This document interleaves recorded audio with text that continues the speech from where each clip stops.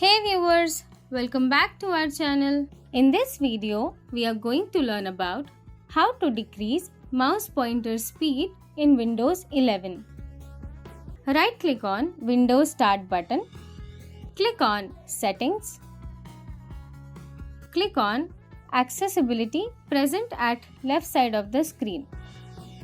Click on Mouse Pointer and Touch. Click on Mouse. In front of mouse pointer speed, drag the pointer to left.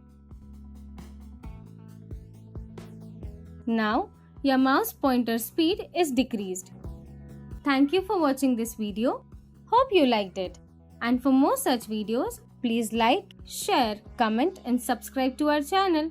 And kindly hit the bell icon to get notification of our latest videos.